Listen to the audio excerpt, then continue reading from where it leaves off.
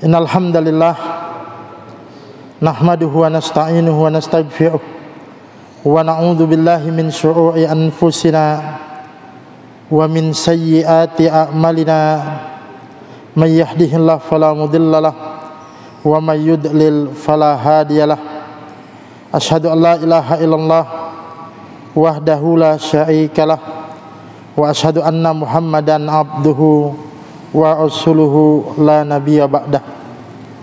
Allahumma salli wa sallim ala nabiyyina Muhammadin wa ala alihi wa ashabihi wa man tabi'ahum bi ihsanin ila yaumiddin, amma ba'du.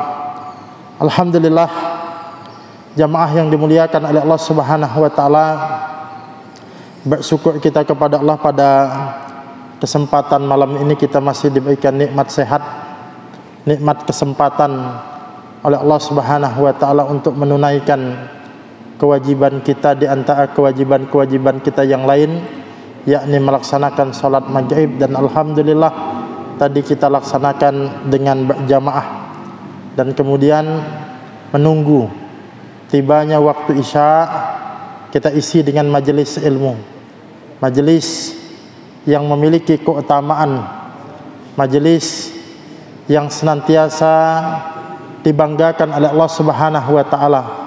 Bahkan Allah Subhanahu wa taala senantiasa menyanjung dan memuji hamba-hambanya yang senantiasa duduk di majelis ilmu. Mudah-mudahan kita yang duduk di majelis ilmu malam ini termasuk yang senantiasa disanjung, dipuji oleh Allah Subhanahu wa taala. Bukan saja dipuji dan disanjung di hadapan manusia, tapi kita yang duduk di majelis ilmu ini disanjung dan dipuji oleh Allah Subhanahu wa taala di hadapan makhluk terbaik, makhluk yang tidak pernah mengenal maksiat, yakni para malaikat. Nah, memang begitulah salah satu keutamaan majelis ilmu. Siapa yang duduk di majelis ilmu namanya senantiasa disebut-sebut oleh Allah Subhanahu wa taala di sisi makhluknya yang mulia, yakni di sisi malaikat. Kedua kalinya salawat dan salam semoga senantiasa dilimpah curahkan kepada Nabi kita, Nabi Muhammad sallallahu alaihi wasallam, keluarga, sahabat dan pengikut-pengikut beliau, umat-umat beliau yang tetap istiqamah di atas jalan agama ini, dan semoga kita termasuk di antara pengikut-pengikut beliau, umat-umat beliau yang mendapatkan keistiqomahan tersebut. Jamaah yang dimuliakan oleh Allah Subhanahu wa taala, kita melanjutkan pembahasan kita di dalam kitab tauhid. Kita sudah menjelaskan tentang tauhid rububiyah. Ada 2 poin yang sudah kita jelaskan dari 3 poin yang ada, yakni di antara makna kandungan tauhid uluhiyah ialah kita meyakini bahwasanya Allah Subhanahu wa taala itu adalah Maha Pencipta yang menciptakan semua makhluk, sebagaimana dikatakan oleh Allah Subhanahu wa taala di dalam Al-Qur'an surah Az-Zumar ayat 62, Allahu khaliqu kulli syai'. Allah lah yang menciptakan segala sesuatu. Allah yang mencipta. Tidak hanya mencipta, tapi Allah menjamin rezeki kita. Maka selain pencipta, bagian daripada tauhid rububiyah yang kedua adalah kita meyakini bahwa Allah adalah ar-raziq yang memberikan rezeki kepada kita. Bahkan bukan kepada manusia saja, tapi kepada binatang-binatang melata pun dijamin oleh Allah Subhanahu wa taala rezekinya, sebagaimana disebutkan di dalam surah Hud ayat yang ke-6, wa ma min dabbatin fil ardi illa 'alallahi rizquha. Dan tidak ada satu binatang melata pun di bumi melainkan Allah memberikan rezeki kepadanya. Ini harusnya menjadi satu bahan perenungan bagi kita. Coba bayangkan jamaah Bapak Ibu yang dimuliakan oleh Allah Subhanahu wa taala, kalau binatang melata saja yang ada di muka bumi ini dijamin rezekinya oleh Allah Subhanahu wa taala, apalah lagi kita sebagai manusia. Kita sering kemudian mengambil contoh yang sangat kecil, misalnya cicak, itu dijamin rezekinya oleh Allah, walaupun takdirnya cicak itu makanannya nyamuk, kan ada lagunya. Tapi apa, tidak pernah kita melihat ada cicak putus asa, ya, ada kemudian cicak kelaparan. Enggak. Lebih-lebih kita manusia yang memang kemudian diberikan kemampuan untuk berusaha sebagai khalifah Allah di muka bumi, mestinya lebih optimis. Pekan yang lalu kita menyampaikan, kita ini sebagai manusia sering lupa, yang dijamin kita khawatir, yang belum dijamin kita santai-santai saja.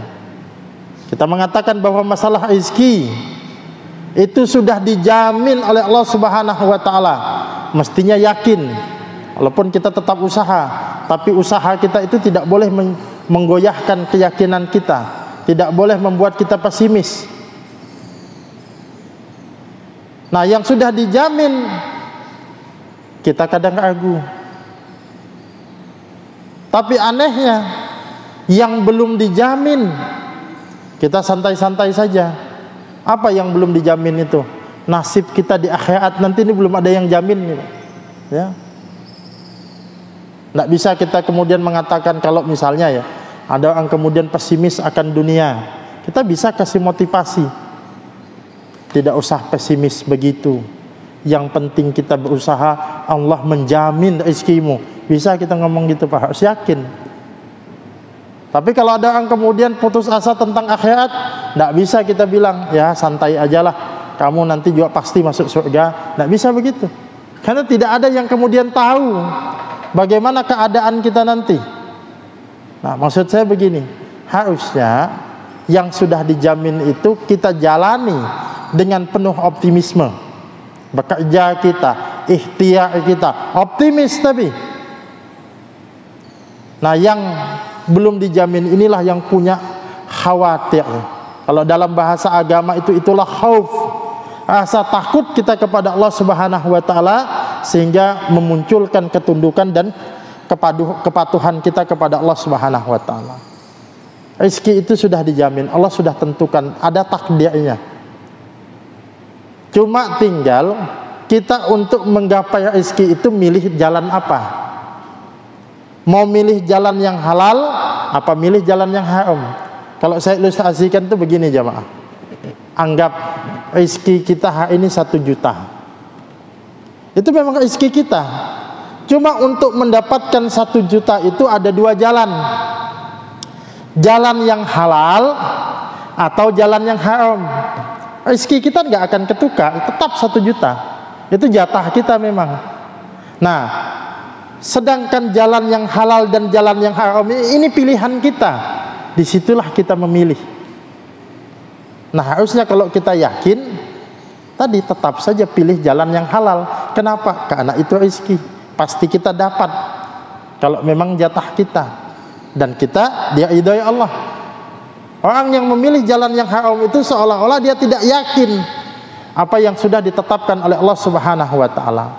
Maka seorang muslim jamaah, maka tidak boleh tadi saya katakan putus asa, pesimis, tetap optimis.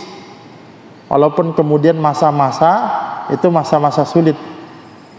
Apalagi saat ini ya, masa pandemi, mungkin di dalam berbagai sektor juga terjadi kesulitan. Dan sebenarnya pada masa-masa silam juga sudah pernah mengalami seperti ini. Rasulullah pernah diboikot ya oleh kaum musyrikin di Mekah. Atau tidak usah jauh kita kemudian membandingkan kesulitan ekonomi kita saat ini dibandingkan dengan masa penjajahan, saya yakin juga tidak ada apa-apanya ya. Lalu apa yang harus kemudian membuat kita pesimis? Nah, tetap kerja keras, tetap ikhtiar, tapi tidak boleh pesimis, karena kita yakin Allah adalah ar-raziq, Allah adalah pemberi rezeki kita. Itu yang mesti kemudian kita yakini. Nah, ini poin yang ketiga yang malam ini juga akan kita bahas jamaah yang dimuliakan oleh Allah Subhanahu wa taala, yakni Allah sebagai Al-Malik wal Mudabbir. Allah itu sebagai penguasa, sebagai raja, dan juga sebagai pengatur. Ini juga bagian daripada tauhid rububiyah. Di sini dikatakan wa annahu malikul mulk, dan bahwasanya dia, sesungguhnya Allah itu adalah malikul mulk, pemilik kekuasaan, pemilik kerajaan, wal mudabbiru li su'unil alam kullihi, dan Allah adalah pengatur semesta alam ini seluruhnya. Yuwalli wa yu'zilu, dia mengangkat dan merendahkan, dialah yang merendahkan. Wa yu'izzu wa yudhillu, dialah yang memuliakan dan dia juga yang menghinakan. Al-qadiru ala kulli syai'in, dialah Allah Al-Qadir, yang maha kuasa atas segala sesuatu. Yusarrifu al-laila wan nahar, dialah yang menjalankan siang dan malam silih-silih berganti itu. Wa yuhyi wa yumit, dialah yang menghidupkan dan mematikan. Nah, jemaah yang dimuliakan oleh Allah Subhanahu wa taala, poin yang ketiga ini di antara bagian tauhid rububiyah kita harus meyakini bahwa Allah Subhanahu wa taala adalah Al-Malik wal Mudabbir. Allah itu penguasa semesta alam ini, penguasa manusia ini. Malikin nas, Allah lah penguasa, rajanya manusia. Al-Mudabbir, dan juga yang berhak untuk mengatur kita, ya. Makanya semua kekuasaan itu mestinya kembalinya kepada Allah Subhanahu wa taala, ya. Sebagaimana ayat yang sering kita dengar, ya, di dalam surah Ali Imran ayat 26 sampai 27, ya, katakanlah, ya Allah Malikul Mulki tu'ti mulka man tasya, ya Allah yang memiliki, yang mempunyai kerajaan, engkau berikan kekuasaan atau kerajaan itu kepada yang engkau kehendaki. Wa tanzi'u mulka mimman tasya, dan engkau cabut juga kekuasaan itu dari siapa yang engkau kehendaki.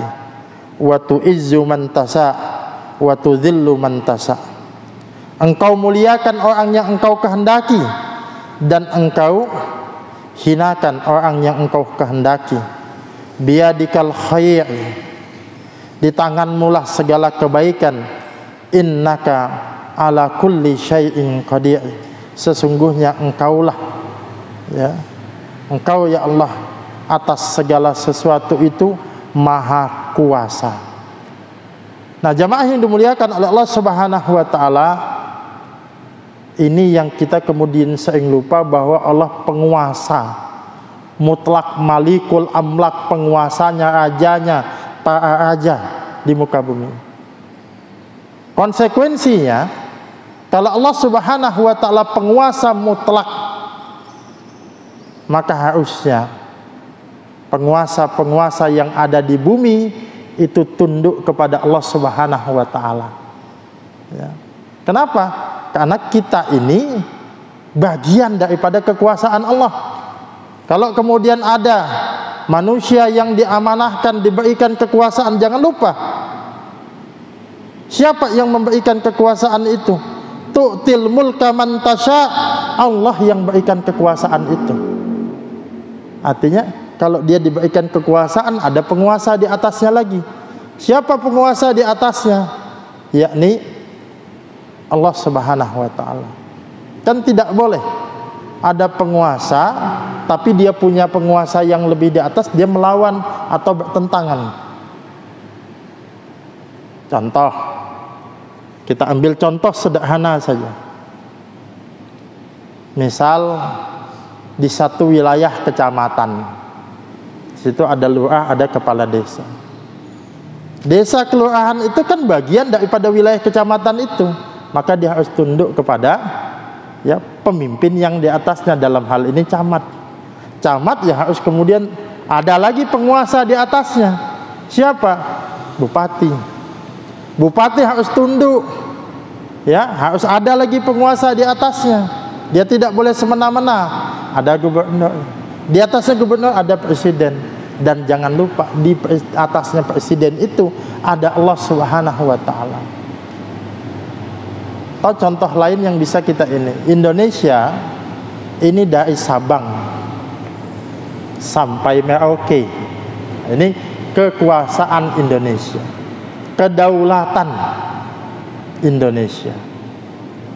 Kalau seandainya ada yang berkuasa, Pak, di satu wilayah, salah satu wilayah Indonesia ini ada yang berkuasa, tapi tidak mengindu atau tidak mengikut kepada kekuasaan Indonesia, apa namanya itu? Itu namanya maka. Ya, itu namanya pemberontakan, separatis, atau dalam bahasa agamanya bugot. Ada penguasa, ini jelas kedaulatan Indonesia. Lalu ada orang bikin kekuasaan tapi tidak menginduk kepada Indonesia. Ini kan pembangkangan namanya. Begitu juga kedaulatan Allah Subhanahu wa taala itu langit dan bumi. Kalau ada penguasa-penguasa yang tidak patuh kepada Allah Subhanahu wa taala, bangkang dia kepada penguasa, ya, pemilik langit dan bumi ini. Nah, bukankah Allah Subhanahu wa taala sebutkan itu di dalam surah Al-Furqan ayat yang kedua. Di situ dikatakan alladzi lahu mulkus samawati wal ardh. Ya, dialah Allah ya yang lahu mulkus samawat. Baginya lah kepunyaan Allah lah kerajaan langit wal ardi, dan juga kerajaan bumi. Jadi kedaulatan Allah itu meliputi langit dan bumi. Walam yattakhid walada walam yakul lahu syaikum fil mulki. Allah itu tidak mempunyai anak dan tidak ada pula baginya itu sekutu di dalam kekuasaannya. Jadi tidak boleh ada sekutu di dalam kekuasaan Allah Subhanahu wa taala. Makanya penguasa-penguasa yang ada di muka bumi ini siapapun itu tidak boleh menjadi tandingan-tandingan Allah Subhanahu wa taala. Sebab kalau dia menjadi tandingan Allah Subhanahu wa taala, maka dia jadi sekutu. Ya. Makanya dia jadi apa di sini disebutkan walam yakul lahu syaikum fil mulk. Tidak boleh ada sekutu. Allah itu penguasa tunggal. Yang boleh apa? Yang boleh ada itu adalah ya pelaksana tugas, kepanjangan tangan Allah yang ada di muka bumi. Makanya kan bahasa penguasa bumi di dalam Al-Quran itu kan inni ja'ilum fil ardi khalifah. Aku hendak menjadikan seorang khalifah di muka bumi. Khalifah itu apa sih? Khalifah itu boleh kita katakan mandataris, pelaksana tugas, wakil Allah yang merealisasikan hukum-hukum dan kehendak-kehendak Allah di muka bumi. Tidak boleh dia seperti Fir'aun itu, dia memposisikan sebagai tandingan, sebagai sekutunya Allah Subhanahu wa taala, sampai-sampai dia mengatakan ana rabbukumul a'la, aku ini adalah Tuhanmu yang Tuhan kalian yang maha tinggi. Nah, jadi sekutu dia. Kenapa? Karena dia menganggap dialah penguasa.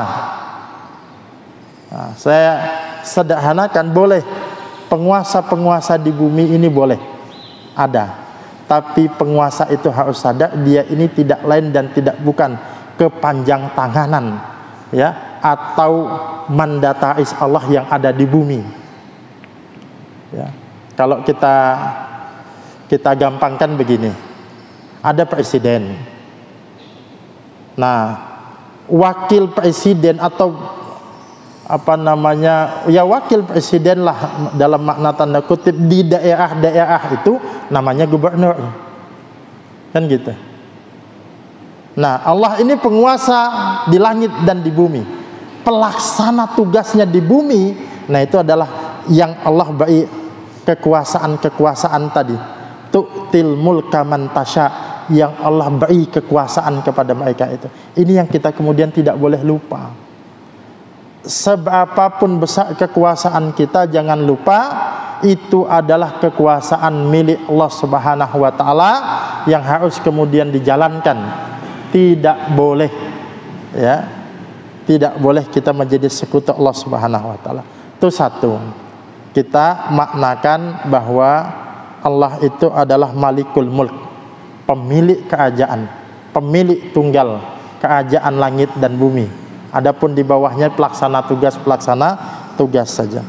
Yang kedua di sini, atau masih di dalam Malikul Mulk ini, karena Allah adalah penguasa, pemilik kerajaan, maka Allah juga sebagai Al-Mudabbir, Yudabbirul Amra, yang mengatur segala urusan, ya.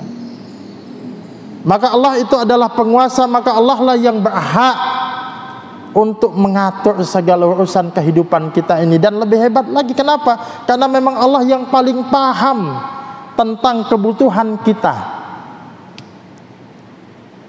Makanya ada ilustrasi itu begini, jamaah yang dimuliakan oleh Allah Subhanahu wa taala, ini sering juga saya buat contoh-contohnya. Kita ini kan hidup, kita sepakat bahwa yang namanya hidup itu kita butuh aturan, tidak bisa tidak, pasti, ya, sebab kalau hidup manusia tanpa aturan itu pasti terjadi kesemrawutan, itu sudah pasti. Nah, yang jadi pertanyaan kemudian, kalau kita sudah sepakat manusia itu hidup harus punya aturan, siapa yang harus membuat aturan hidup itu? Apakah manusia? Kalau manusia yang membuat aturan untuk dirinya sendiri, artinya dia hanya mengandalkan akalnya, tidak berpedoman kepada wahyu, itu ada kelemahan. Kelemahan yang pertama, manusia itu punya sifat egois. Kalau dia buat aturan, tidak mungkin dia buat aturan yang bisa merugikan dirinya. Pasti itu yang dijadikan sasaran orang lain. Contoh aja, saya ini contoh saja. Misalnya, ini misal, saya ini adalah seorang perokok. Ini misal ya, tentu saya bukan perokok. Tidak mungkin saya buat aturan di rumah saya dilarang merokok. Kenapa? Itu mengganggu eksistensi saya sebagai perokok tadi. Pasti tidak mungkin saya buat itu. Akan saya cari aturan yang tidak merugikan saya. Itu kalau manusia. Ya, makanya bahayanya kalau kekuasaan pembuat undang-undang itu dipegang oleh para pemodal-pemodal, pengusaha-pengusaha yang curang. Mereka akan kemudian membuat undang-undang yang akan menguntungkan kelompoknya. Itu bahayanya itu, ya. Itu yang pertama, manusia itu egois. Yang kedua, manusia itu punya keterbatasan pengetahuan. Dalam kata lain, sebenarnya manusia itu bodoh, ya, terhadap apa yang dibutuhkan dirinya. Mungkin dia membuat aturan itu untuk hari ini maslahat, tapi apa yang terjadi 10 tahun akan datang, 20 tahun akan datang, 100 tahun akan datang, manusia belum bisa, ya, memprediksi apa yang terjadi itu. Maka yang paling tepat membuat aturan itu adalah Allah Subhanahu wa taala. Kenapa? Pertama, Allah punya sifat maha adil, tidak egois. Sebab Allah itu yang menghukumi, yang membuat aturan, tapi Allah adalah zat yang kuasa, yang dia tidak diatur.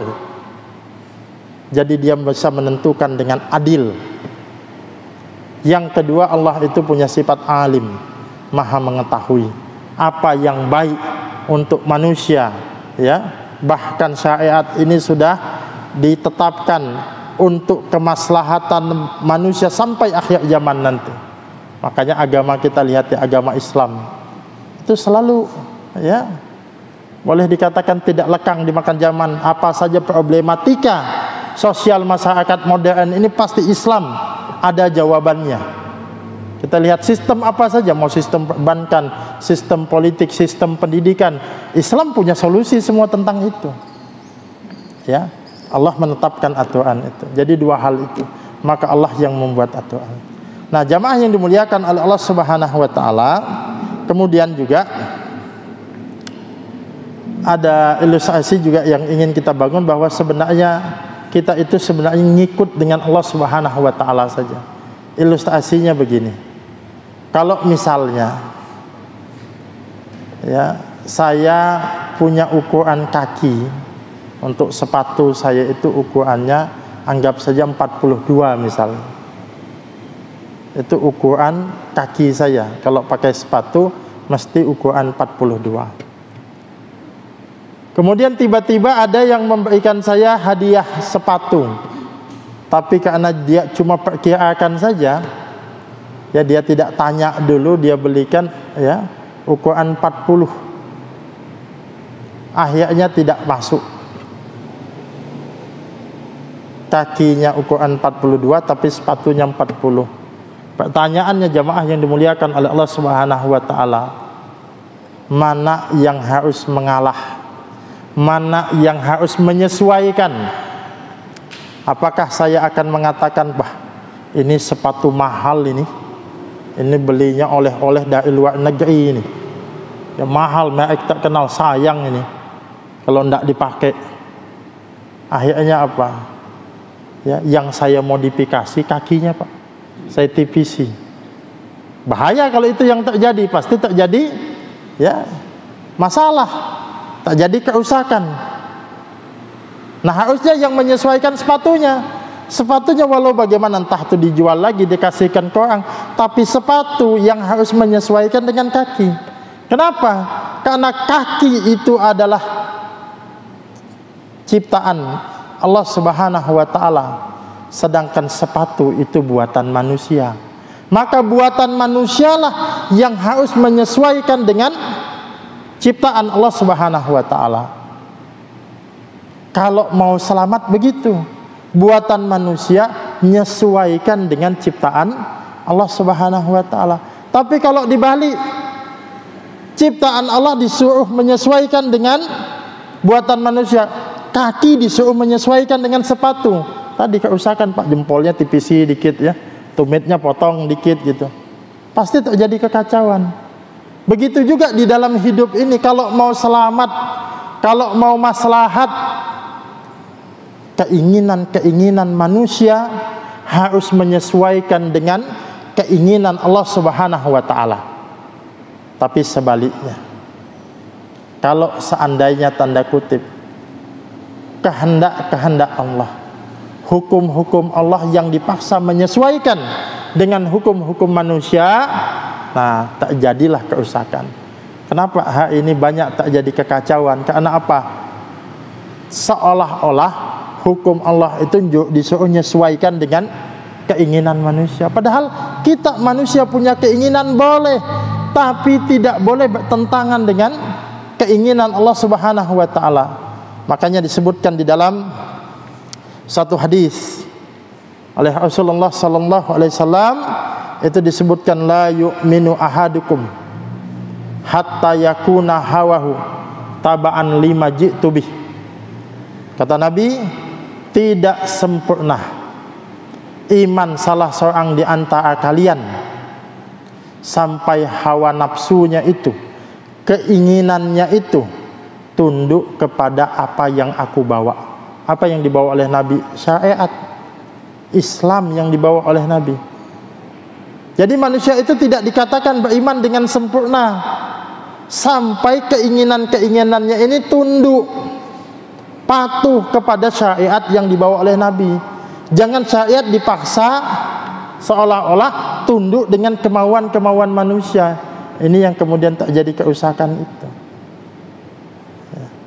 Nah, jamaah yang dimuliakan oleh Allah Subhanahu wa taala, tadi saya katakan kita punya keinginan-keinginan, silahkan. Ya, tapi jangan sampai keinginan kita itu bertentangan dengan keinginan Allah. Keinginan manusia itu harus menyesuaikan dengan kehendak-kehendak Allah Subhanahu wa taala. Kalau tidak, terjadi kekacauan. Wajar manusia punya keinginan, karena memang itulah menjadi karakter ciri khasnya manusia. Yang membedakannya dengan malaikat, dia punya dorongan, punya hawa, punya keinginan. Misal, ya, kalau di dalam surah Ali Imran, ya, kalau tidak salah ayat yang ke-14, itu kan disebutkan memang dijadikan indah pada pandangan manusia itu terhadap syahwat, terhadap wanita, terhadap harta, emas, perniagaan, pokoknya harta kekayaan itu dijadikan indah. Memang cenderung kita senang. Silahkan kita senang harta, tapi jangan menghalalkan segala cara. Harus sesuai dengan keinginan Allah Subhanahu wa taala. Silahkan punya harta, tapi mesti halalan thayyibah, halal dan baik. Manusia, laki-laki pasti punya syahwat kepada wanita. Karena itulah memang fitrah kemanusiaan. Silahkan, tapi kehendak Allah mengatakan, ketetapan Allah mengatakan ada mekanisme syariat pernikahan. Nah, itu yang kemudian mesti diikuti. Nah, jadi Allah itu al-mudabbir, Allah itu yang berhak untuk mengatur kita. Boleh kita buat aturan-aturan, silahkan, ya. Tapi aturan kita harus sesuai dengan aturan Allah Subhanahu wa taala. Kan kita di dalam rumah tangga punya aturan. Silahkan. Cuma tidak boleh bertentangan dengan aturan Allah Subhanahu wa taala. Karena Allah itu tadi Malikul Mulk, pemilik kerajaan. Dia yudabbirul amra, yang berhak untuk mengatur segala urusan. Nah, jamaah yang dimuliakan oleh Allah Subhanahu wa taala, bahkan kalau kita lihat di dalam Al-Quran banyak ayat yang menyebutkan bahwa alam semesta ini saja itu taat kepada Allah Subhanahu wa taala. Misalnya di dalam surah Ali Imran ayat ke-83, di situ disebutkan walahu aslama man fis samawati wal ard tau'aw wa karha. Padahal kepadanya lah telah menyerahkan diri, walahu aslama, padahal kepada Allah lah telah Islam, telah tunduk, telah patuh apa-apa yang ada di langit dan apa-apa yang ada di bumi, baik dengan suka maupun terpaksa. Banyak ayat yang menjelaskan tentang ini, ya. Misalnya kita baca terjemahnya saja dalam Al-Baqarah ayat 116 juga dikatakan, bahkan apa yang ada di langit dan di bumi adalah kepunyaan Allah, semuanya tunduk kepadanya.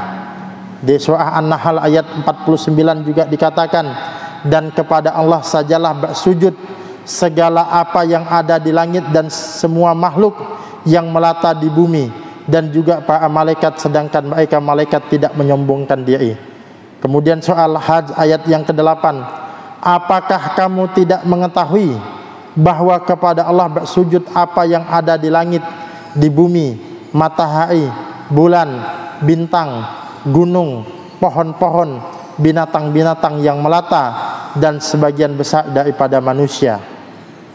Surah Ar-Ra'd ayat 15 juga dikatakan, hanya kepada Allah lah sujud patuh segala apa yang ada di langit dan di bumi, baik dengan kemauan sendiri ataupun terpaksa, dan sujud pula bayang-bayangnya di waktu pagi dan petang hari. Ayat ini jamaah yang dimuliakan oleh Allah Subhanahu wa taala semua menggambarkan bahwa alam semesta ini tunduk kepada aturan Allah Subhanahu wa taala. Tidak ada ceritanya, Pak. Alam itu membangkang, tidak ada. Ya. Maka alam semesta ini, hujan terjadi itu atas perintah Allah, angin bertiup itu atas perintah Allah, bencana itu terjadi juga atas perintah Allah. Allah lah yang mengatur semua alam semesta ini. Tahu awwakaha, suka maupun terpaksa, artinya tidak ada pilihan, mereka pasti taat. Makanya kita melihat adanya keseimbangan di dalam alam ini.